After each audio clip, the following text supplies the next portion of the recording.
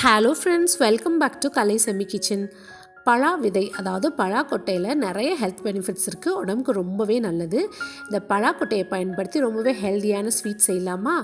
ஸ்டவ்வில் ஒரு கடாயை எடுத்து வச்சு 15 பாதாம் சேர்த்து ட்ரை ரோஸ்ட் பண்ணிக்கலாம்.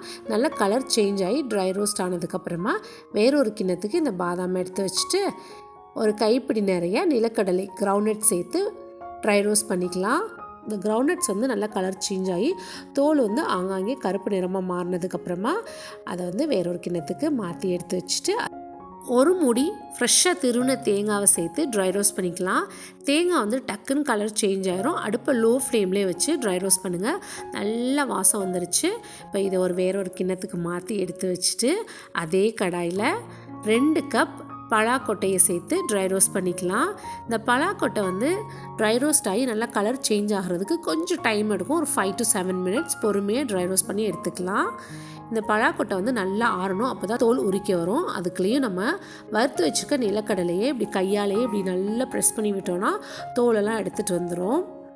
நிலக்கடலையை அப்படியே ஊதி நல்லா நீட்டாக க்ளீன் பண்ணி எடுத்து வச்சுட்டு இந்த பலாக்கொட்டையும் ஆறிடுச்சு. இப்போ ஈஸியாக நமக்கு தோல் உரிக்க வருது பாருங்கள்.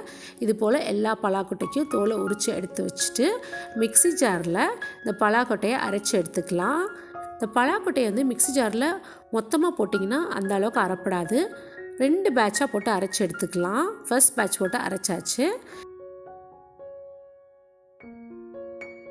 இப்போ இன்னொரு கப் பலாக்கொட்டையும் சேர்த்து மிக்ஸி ஜாரில் அரைச்சிக்கலாம். நல்லா அரைப்பட்டுருச்சு. இதில் நம்ம வறுத்து வச்சுருக்க பாதாம், நிலக்கடலை ஸ்வீட்னஸை என்ஹான்ஸ் பண்ணி கொடுக்குறக்காக கொஞ்சமாக உப்பு சேர்த்து அரைச்சிட்டு வந்துடலாம். நல்லா சூப்பராக பரப்பட்டுருச்சு. இதில் இனிப்பு சுவைக்காக நான் துருண வெல்லம் 1 கப் சேர்த்துக்கிறேன். உங்களுக்கு விருப்பம் இருந்தால் நீங்கள் வெல்லம் சேர்த்துக்கலாம், இல்லாட்டி நாட்டு சர்க்கரை கூட சேர்த்துக்கலாம். ரொம்பவே நல்லாயிருக்கும்.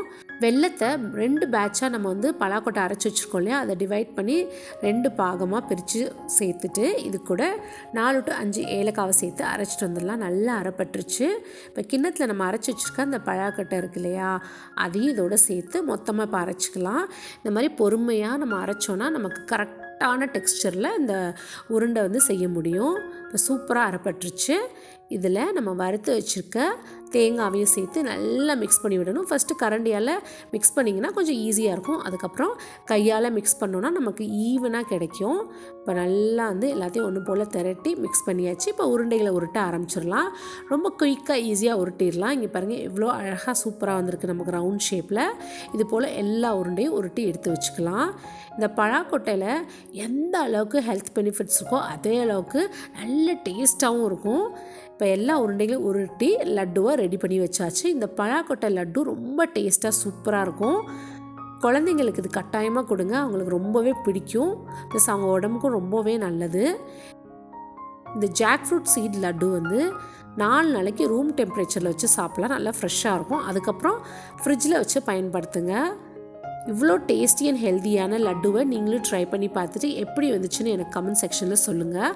இந்த வீடியோ பிடிச்சிருந்ததுன்னா லைக் பண்ணுங்கள். மறக்காமல் நம்ம சேனலை சப்ஸ்கிரைப் பண்ணி கூடவே பக்கத்தில் இருக்க பெல் ஐக்கானை கிளிக் பண்ணிங்கன்னா நான் போடுற வீடியோஸ்லாம் உங்களுக்கு நோட்டிஃபிகேஷனில் வரும். தேங்க்ஸ் ஃபார் வாட்சிங்.